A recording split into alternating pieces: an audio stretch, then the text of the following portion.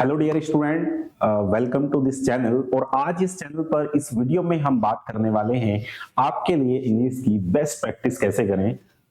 Practice class 7, आज 7 practice class है। इससे पहले हमने 30 डेज स्पोकन इंग्लिश का कोर्स किया है, जिसमें आपने जो बेसिक फंडामेंटल्स होते हैं, अगर आप इंग्लिश सीख रहे हैं और आपको बेसिक अपना फाउंडेशन रेडी करना है तो उसके लिए हमने 30 डेज का स्पोकन इंग्लिश कोर्स लॉन्च किया है यूट्यूब पर फ्री ऑफ कॉस्ट। जिसके बाद हमारी 10 डेज की प्रैक्टिस क्लासेस चल रहे हैं, जिसमें आज हम 7 क्लासेस पर हैं और इसमें हम कुछ इंपॉर्टेंट सेंटेंसेस पर बात करेंगे, जिसमें आप डेली कॉन्वर्जेशन के लिए, डेली यूजेस के लिए उन सेंटेंसेस को यूज कर पाएंगे जो कि बहुत ज्यादा इंपॉर्टेंट हैं। Let's make the best practice for speaking English. English speaking के लिए बेस्ट प्रैक्टिस हम करते हैं इन सेंटेंसेस के साथ में, जो है एसएमपी। एसएमपी क्या होता है? सेंटेंस मेकिंग प्रैक्टिस और सेंटेंस मेकिंग प्रोसेस। ऑलरेडी हम फाउंडेशन कर चुके हैं, अब हम प्रैक्टिस करते हैं। देखिए, सबसे पहले आपको सेंटेंस समझने की जरूरत है। सबसे पहले हम 2 सेंटेंसेस देख लेते हैं जो हमारी स्क्रीन पर हैं। पहले क्या है? वो मुझसे लिखवाता है, वो लिखता है, मैं लिखता हूं, मैं खाना खाता हूं। ये सेंटेंसेस 90% स्टूडेंट या 90% लोग बना पाते हैं। लेकिन आज हम जो बात करने वाले हैं, आज जिस टॉपिक पे हम बात कर रहे हैं, जिस टॉपिक की हम प्रैक्टिस कर रहे हैं, उस टॉपिक के लिए जब सब्जेक्ट किसी काम को किसी और से करवाता है तब हम यूज करते हैं इस तरीके की फ्रेजेस। इन्हें बोलते हैं हम कॉजेटिव वर्ब। कॉजेटिव वर्ब मतलब कारण। कॉजेटिव मैंने होता है, कोज मैंने होता है कारण। कॉजेटिव वर्ब होती हैं जो काम को आप करवाते हैं, मतलब आप काम खुद नहीं करते, सब्जेक्ट काम को खुद नहीं करता, वो काम किसी से करवाता है। वही हम आज बात कर रहे हैं। वो मुझसे लिखवाता है, लिखता नहीं है, मुझसे लिखवाता है। कौन? वो लिखवाता है।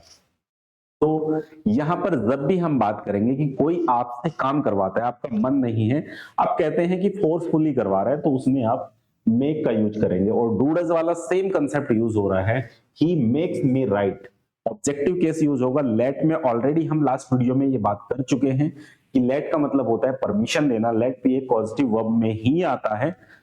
अब यहां पर मेक या गेट का यूज कब करेंगे वो देख लेते हैं। तो यहां पर मेक, जब भी आप काम करवाते हैं, जैसे आप कहते हैं कि मैं उससे इंग्लिश बुलवाता हूं, I make him speak English. I make him speak English. क्यों बोल रहे हैं आप? क्योंकि वहां भी यही सेम है।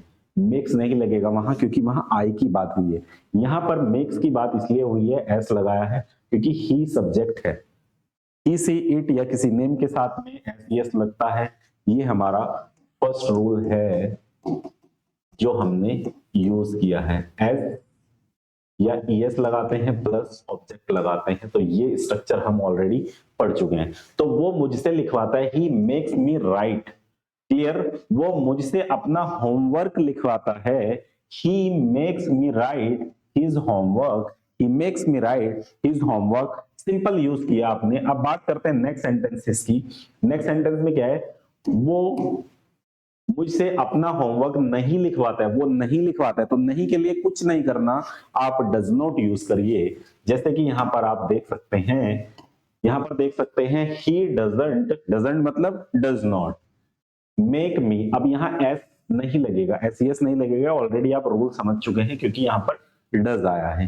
ही doesn't make me write his homework. He doesn't make me write his homework. यहां से और भी चीजें करवा सकते हैं आप, जैसे वो मुझसे इंग्लिश नहीं बुलवाता है, so he doesn't make me speak English.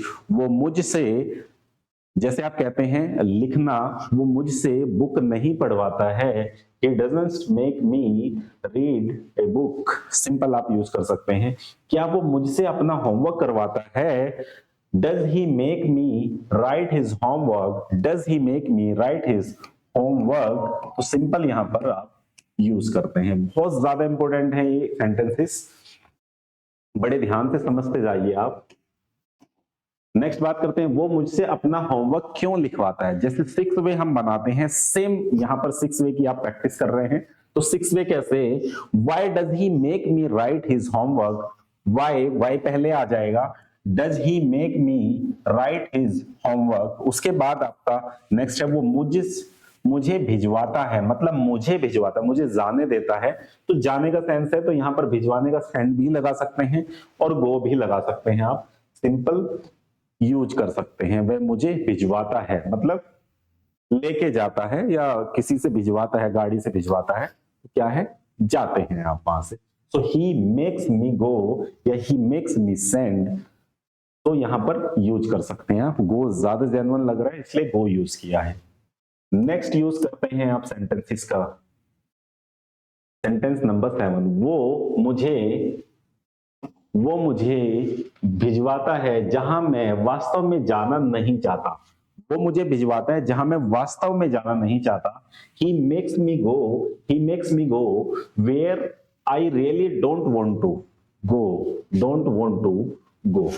Simple यहां पर गो यहां पर आएगा, जाना नहीं चाहता, है ना। अच्छा, डोंट वांट टू का मतलब ये है कि यहाँ गो नहीं भी लगाएंगे, इसलिए लगा हुआ नहीं है, तो ये वाला गो अंडरस्टूड है कि वहां पर, क्योंकि वेयर यहाँ as a WH family use नहीं हुआ है, यहाँ पर वेयर जो यूज हुआ है वो वेयर यूज हुआ है एज ए कंजक्शन, तो कंजक्शन यहाँ पर यूज हुआ है where I really don't want to, तो इसका मतलब होता है वहां जाना, don't want to go.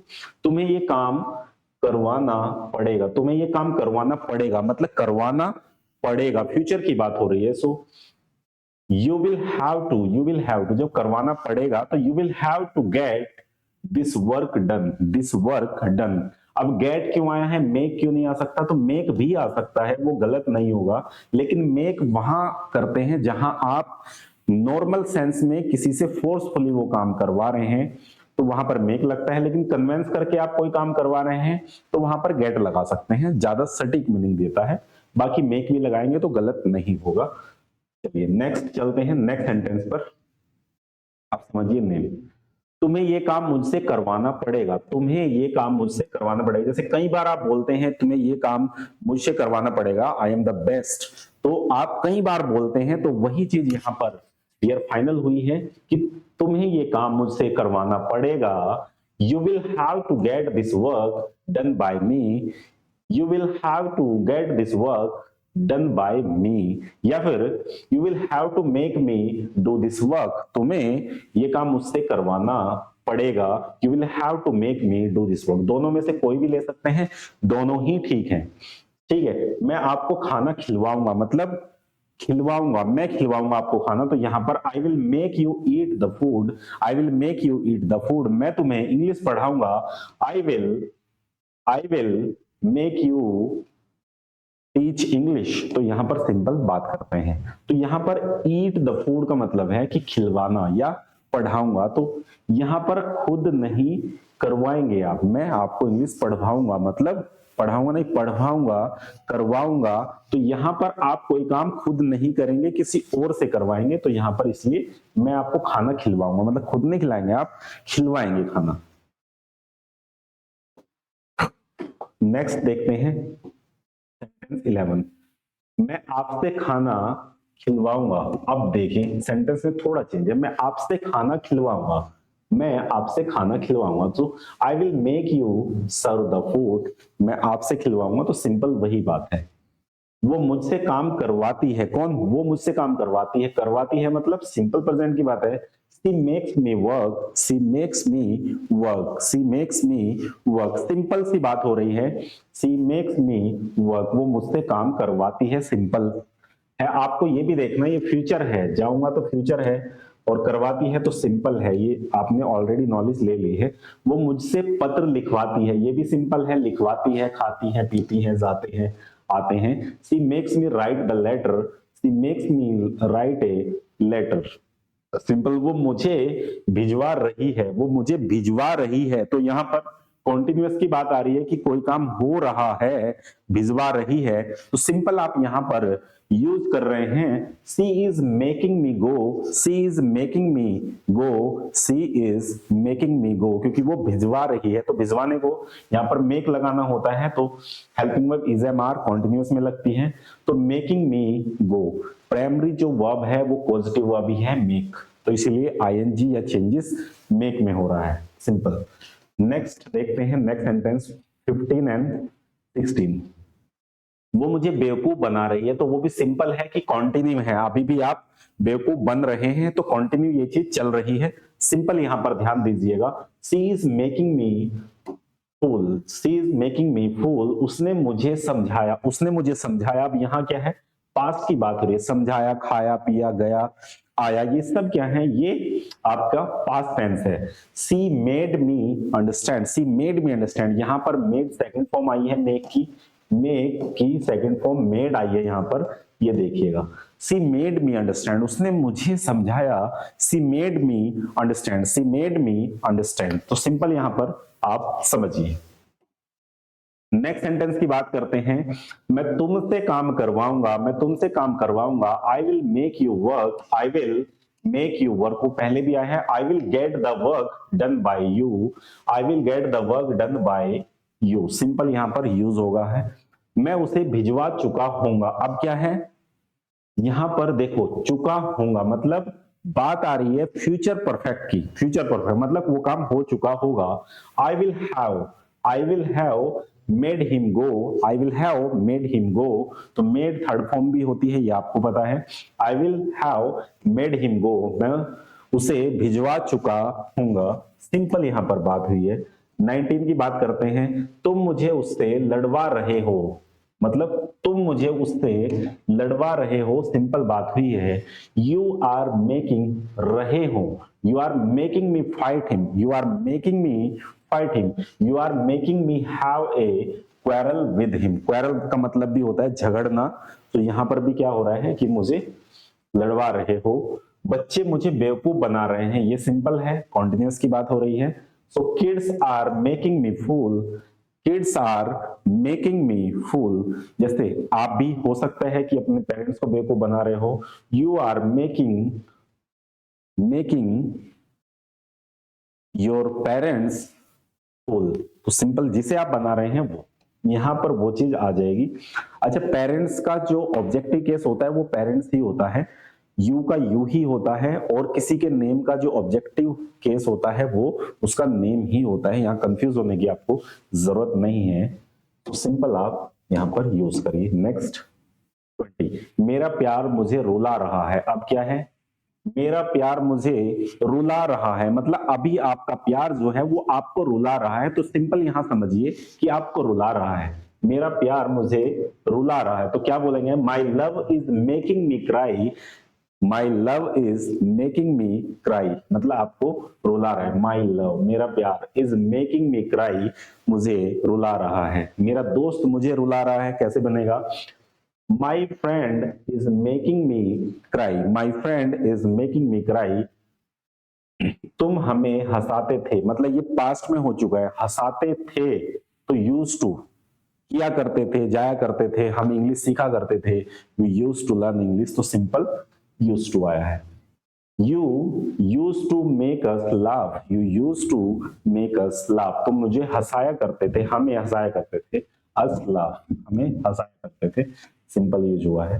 23 and 24, so dear, यहां पर बात हो रही है, मैं तुम्हें जाने दे सकता था, मैं तुम्हें जाने दे सकता था, दे सकता था, आई कुड हैव, यहां पर आई मिसिंग है dear, I could have let you go, I could have let you go, I could have let you go, मैं तुम्हें जाने दे सकता था, तो जाने नहीं दिया, जब भी सकता था आता है तो कुड हैव, ऑलरेडी आपने अगर कुड हैव के लिए वीडियो नहीं देखी है तो आपको चैनल पर मिल जाएगी, वहां जरूर देखिएगा, ताकि आपको कुड हैव के सारे यूज पता चल जाए कि कुड हैव कहाँ यूज होता है, कुड कहाँ यूज होता है, कुड भी कहाँ यूज होता है, सारी चीजें हमने अपने चैनल पर बहुत ही बेहतरीन तरीके से समझाई हुई है।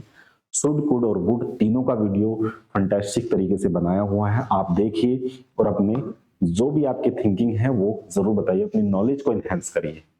राम ये किसी से भी करवा सकता है, राम ये किसी से भी करवा सकता है, मतलब सकता है प्रेजेंट की बात है तो यहां पर कैन यूज होगा, तो देखिए Ram can make anyone do it, Ram can make anyone do it, मतलब राम क्या कर सकता है, राम ये किसी से भी करवा सकता है, तो सकता है मतलब एबिलिटी है, कैन का यूज हुआ है। Ram can get it, Ram can get it done by anyone, ये भी दोनों ठीक है। आप ये ऑब्जेक्टिव केस में बनाना चाहते हैं, जैसे कि डायरेक्ट या इनडायरेक्ट बनाना चाहते हैं, तो वो बन जाएगा यहां से, देखिए एनीवन। सिंपल हम बात करते हैं, तुम्हें खाने को कुछ दिलवा सकता हूं, तुम्हें खाने को कुछ दिलवा सकता हूं। देखो, तुम्हें मैं खाने को कुछ दिलवा सकता हूं, तो आई की बात है। तुम्हें खाने को दिलवा सकता हूं तो कौन है?